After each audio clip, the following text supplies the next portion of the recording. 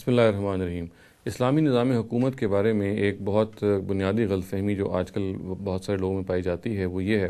کہ یہ کہا جاتا ہے کہ اسلام اگر کسی علاقے میں غالب نہیں ہے، مسلمان اگر کسی علاقے میں بس رہے ہیں اور وہاں پہ اسلامی قوانین نافذ نہیں ہیں، اسلام کا نظام وہاں پایا نہیں جاتا، تو پھر یہ ہر فرد کی ذمہ داری ہے کہ وہ کوشش کرے اور اس ملک کے نظام کو ایک اسلامی نظام میں تبدیل کرنے کی کوشش کرے اور اسلامی قوانین کا نفاذ کرے اور اس کے لیے جو بھی جدوجہد اس کو کرنی ہے وہ کرے۔ اور اس ضمن میں یہ کہا جاتا ہے کہ چونکہ یہی کام نبی صلی اللہ علیہ وسلم نے اپنے زمانے میں کیا اور یہ مدینے میں انہوں نے اسلامی ریاست قائم کی اور اس اسلامی ریاست کے قائم کرنے میں صحابہ نے بھی ظاہر ان کے لیے معاونت کی، تو یہی ذمہ داری آج کل کے مسلمانوں کے لیے بھی ہے۔ اور اس سلسلے میں جو آیت کوٹ کی جاتی ہے، ظاہر اس کے سلسلے میں بہت ساری آیتیں ہیں، مگر جو بنیادی آیت عام طور سے کوٹ کی جاتی ہے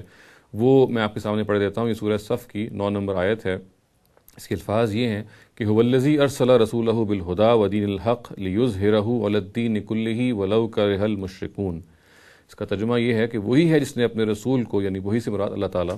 اپنے رسول کو ہدایت اور دین حق کے ساتھ بھیجا کہ اسے وہ تمام ادیان پر غالب کر دے، اگرچہ کہ یہ بات ان مشرکوں کو کتنی ناگوار گزرے۔ اس آیت کی بنیاد پہ کہا جاتا ہے کہ چونکہ یہ کام نبی صلی اللہ علیہ وسلم نے مدینے میں سر انجام دیا اور مدینے میں ایک اسلامی ریاست کو ترتیب دیا، وہاں اس کا نظام قائم کیا، چنانچہ ہم چونکہ نبی صلی اللہ علیہ وسلم کے پیروکار ہیں، ہمیں بھی انہی کی پیروی میں، انہی کی اتباع میں یہ کام اپنے اپنے علاقوں میں کرنا ہے اور اس کی جدوجہد کرنی ہے ہر حال میں ایک مذہبی ذمہ داری کے طور پہ کہ ہم اسلامی نظام قائم کریں۔ تو سب سے پہلے تو یہ جان لینا چاہیے کہ اس آیت کا ایک خاص موقع اور محل ہے، اس کا ایک خاص سیاق و سباق ہے اور ایک خاص سلسلہ ہے جس میں یہ آیات اور اس طرح کی دوسری آیات بیان ہوئی ہیں قرآن مجید میں۔ ان کو جان لینے کے لیے یہ بات جان لینی چاہیے کہ قرآن مجید میں ایک خاص قانون ہے جو رسولوں سے متعلق جگہ جگہ پہ بیان ہوا ہے اور اصل میں یہ آیت اسی کی ایک فرع ہے، اسی کا ایک بیان ہے۔ اور وہ قانون یہ ہے کہ اللہ تعالیٰ جب بھی اس اپنی رسولوں کے زمانے میں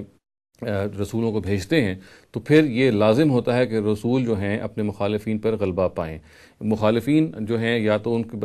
رسولوں کے ساتھیوں کے ذریعے سے زیر ہوتے ہیں یا ان سے فتح ہوتے ہیں یا اللہ تعالیٰ آسمانی عذاب سے ان مخالفین کو ختم کر دیتا ہے۔ خود نبی صلی اللہ علیہ وسلم کے اپنے دور میں یہ ہوا کہ خود اللہ تعالیٰ نے معاملات کو اپنے ہاتھ میں لیا اور رسول اللہ کے ذریعے سے پھر سرزمین عرب میں وہ ان کا غلبہ قائم کیا۔ یہ دراصل ایک پورا کا پورا قانون ہے جو قرآن مجید میں بیان ہوا ہے اور وہ قانون اصل میں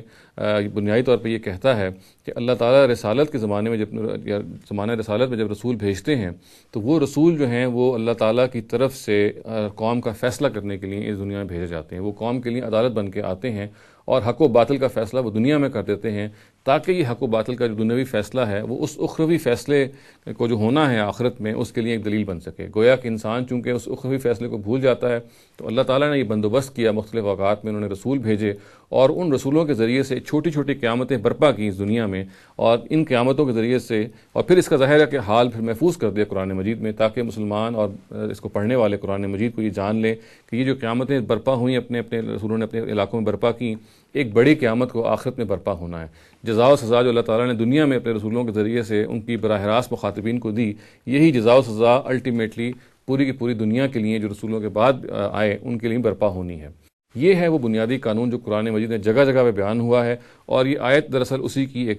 کا ایک بیان ہے۔ اور یہ آیت یہ کہتی ہے کہ اللہ تعالیٰ نے نبی صلی اللہ علیہ وسلم کو اسی مقصد کے لیے بھیجا کہ وہ ان کو اب اس دین کو غالب کریں سرزمین عرب میں۔ اور یہ جیسے کہ الفاظ بالکل واضح ہیں کہ جو آخر میں آتے ہیں کہ وَلَوْ كَرِهَ الْمُشْرِكُونَ، اس مشرکون کے لفظ پہ الف لام موجود ہے اور یہاں الف لام سے مراد وہ مشرکین ہیں جو سرزمین عرب میں موجود تھے، جس کا مطلب اصل میں یہ ہے کہ یہ جو آیت بیان ہو رہی ہے یہ سرتاثر خود نبی صلی اللہ علیہ وسلم سے خاص ہے اور سرزمین عرب سے خاص ہے۔ گویا کہ اسی قانون کا ایک بیان، اسی کا اطلاق ہے جس کا میں نے ابھی تھوڑی دیر پہلے ذکر کیا جو یہ آیت کر رہی ہے۔ اس کا کوئی تعلق کسی مذہبی فریضے سے نہیں ہے۔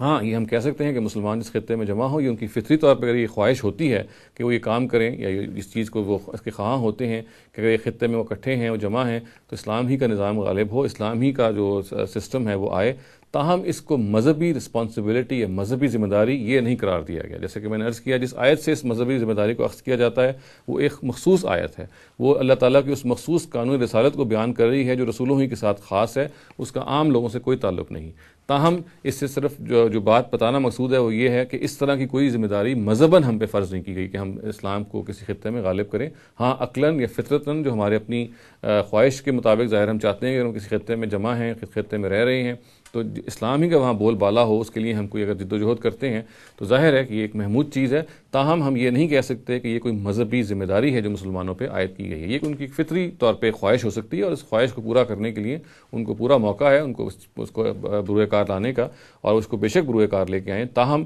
اس کو مذہبی ذمہ داری نہیں قرار دے سکتے. میں نے جیسے کہ عرض کیا، جس آیت سے اس بات کو برآمد کیا جاتا ہے، یہ آیت رسولوں کے قانون کو جو قرآن مجید میں جگہ جگہ بیان ہوا ہے اسی کی ایک فرع ہے، اسی کا ایک بیان ہے. یہ کسی طور سے بھی کسی مسلمان کو پابند اس بات کا نہیں کرتی کہ وہ مسلمان یا اسلامی نظام حکومت کو رائج کرنے کے لیے یہ اس کے لیے ایک مذہبی ذمہ داری ہے، اس پہ کوئی فرض یا واجب ہے جو کہ اس پہ عائد ہوتا ہے. اقول قولی ھذا واستغفر اللہ لی ولکم ولسائر المسلمین والمسلمات.